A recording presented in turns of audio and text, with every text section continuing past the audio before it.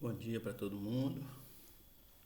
Vamos aqui para o estudo Influência do Organismo, página 205, pergunta 367. Mas antes vamos fazer nossa conexão, né? Então vamos lá.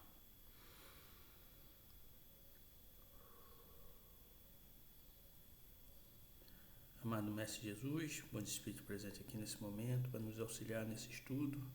Agradecido pela presença de vocês, agradecido por esses irmãos desencarnados que são trazidos aqui para conosco estudar. Muito obrigado. E sendo assim, damos iniciado no nosso estudo de hoje. Que assim seja e assim é. Então vamos lá. Vamos estudar sobre a influência do organismo agora, né? Então na pergunta 367 ele pergunta assim: unindo-se ao corpo, o espírito se identifica com a matéria? Aí ele responde assim: a matéria é apenas o envoltório do espírito, como o vestuário é do corpo. Unindo-se a este, o espírito conserva os atributos da natureza espiritual. Ou seja, o corpo, ele se identifica porque ele é como se fosse uma vestimenta, como se fosse um paletó, como se fosse uma camisa, né? Como se fosse uma roupa. É um envoltório que nós temos que vestir para estarmos aqui. Porque sem esse envoltório, sem esse corpo, nós não poderíamos estar aqui dentro do planeta Terra na parte corporal, ok? Na 368 ele pergunta assim: após sua união com o corpo, exerce o espírito com liberdade plena suas faculdades? Aí ele responde: o exercício das faculdades depende dos órgãos que lhe servem de instrumento. A grosseria da matéria as enfraquece. Ou seja, aquele espírito que tem que vir com a visão, né? Ser um clarividente, ele vai ter o seu órgão preparado para que ele possa exercer essa função. Os seus olhos, o seu cérebro, tudo não está preparado, tudo. Se ele tem que ser um médium curador, ele vai ter seus órgãos preparados para ser um médium curador.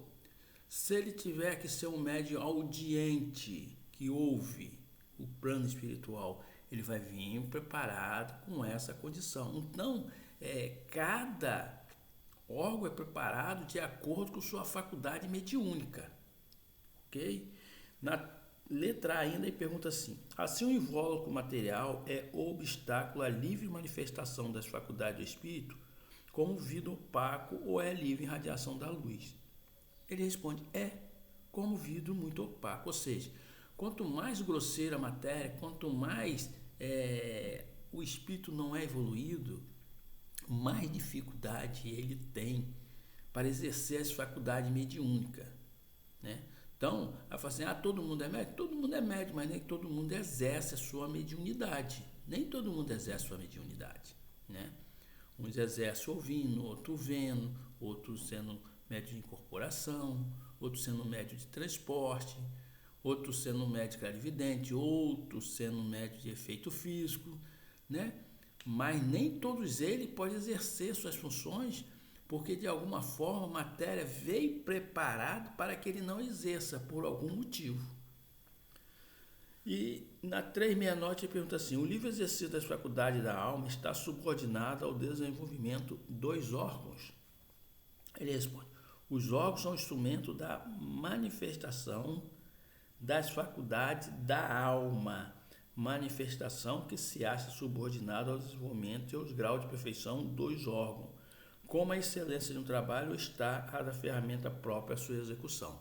Ou seja, os órgãos são preparados de acordo com aquilo que você tem que vir exercer aqui.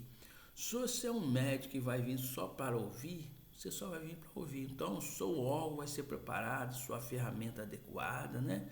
Se você é um clarividente, você vai estar preparado para essa parte, né? Então, nós temos aqui a glândula pineal, né? A glândula pineal, que é aquela que realmente ativa as nossas faculdades mediúnicas. Ela fica mais ou menos aqui assim, tá? Essa glândula pineal.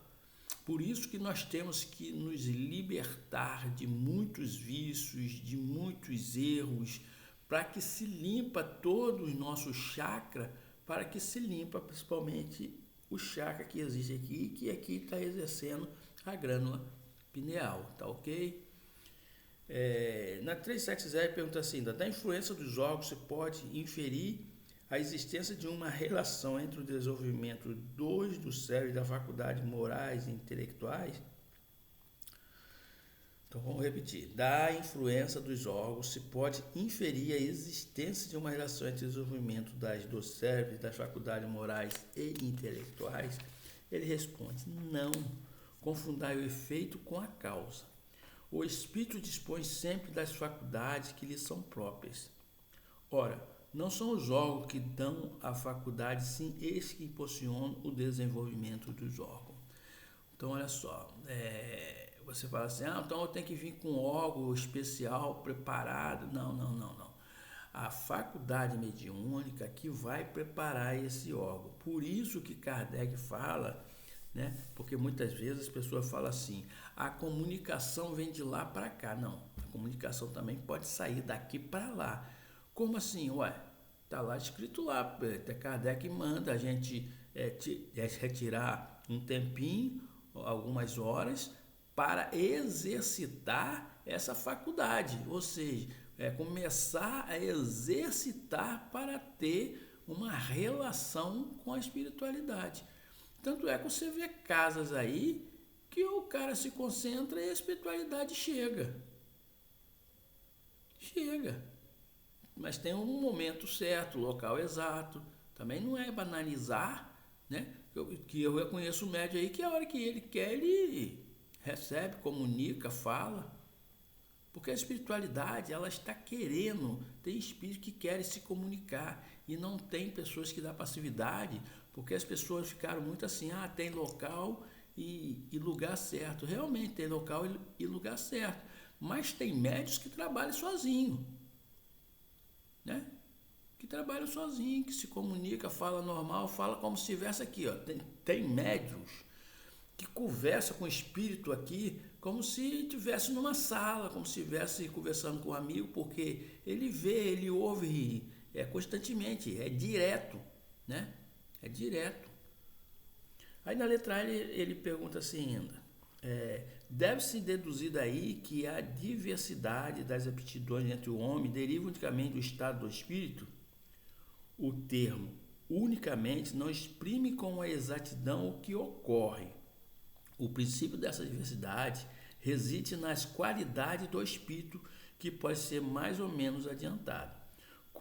Cumpre, porém, se leva em conta a influência da matéria que mais ou menos lhe cerceia o exercício da sua faculdade. Então, meu irmão, quando eles não têm que ter essa comunicação direta assim constantemente, a matéria vem preparada para isso. E se você tem acesso direto toda hora, é porque você também está preparado para isso. Então, o ideal é realmente a pessoa ter um grupo, ter um local para exercer essa atividade. Mas tem pessoas que não querem praticar em grupo, lugar, e tem a sua residência onde faz isso. A pessoa, mas isso é errado. Olha, cada um no seu cada um, eu não vou me meter nisso, né? Cada um é responsável pelo aquilo que faz, pelo aquilo que recebe, né? Mas se for uma pessoa que pratica o bem, exercita o bem, é o ideal ele estar no local onde todo mundo comunga a mesma coisa, né?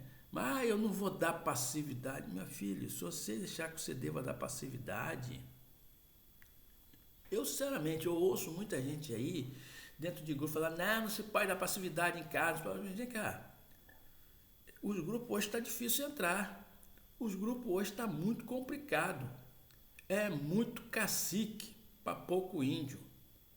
E os caras querem ser o bam. A verdade é essa. Você vai para dentro de casa espírita, as pessoas acham que são a última Coca-Cola do deserto. E fica tentando, né, como é que eu vou dizer? Tentando impedir das pessoas exercer a sua função, que ele, se ele veio com esse dom, ele tem que exercer esse dom, ele tem que praticar, ele tem que exercer. O que ele tem que fazer é a sua reforma moral, sua reforma íntima, frequentar bons locais, fazer boas ações, ter uma vida mais regrada, porque aí ele vai atrair os bons espíritos para perto dele. Agora, aquele pessoa que é relaxada, né, pratica qualquer coisa, vai para qualquer lugar. Eu aconselho não fazer isso dentro de casa. Procurar um centro espírita para lá receber, né, instruções, estudos, né, para poder exercer. Tem pessoas que não têm controle sobre a sua mediunidade, então realmente não se deva fazer isso dentro de casa. Não se deve fazer. A minha avó, ela sempre trabalhou dentro de casa, sozinha, sempre, sempre, né? Então, depende de cada um, de como você usa a sua mediunidade, gente. O ideal realmente é você estar dentro de um grupo espírita, realmente. Mas tem pessoas que não querem, que tem.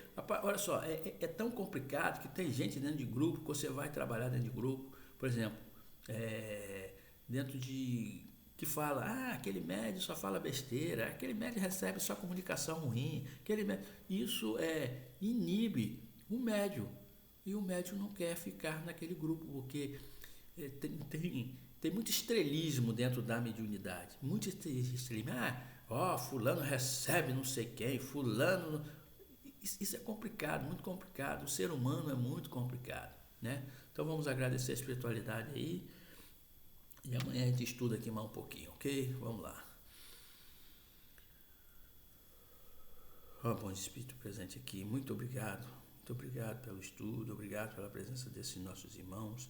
E que nós possamos usar da melhor maneira a mediunidade, possamos fazer o certo, fazer nossa reforma íntima, nossa reforma moral, possamos frequentar bons locais, ter bons diálogos, boas conversas, ter boas amizades e podemos dar bons conselhos.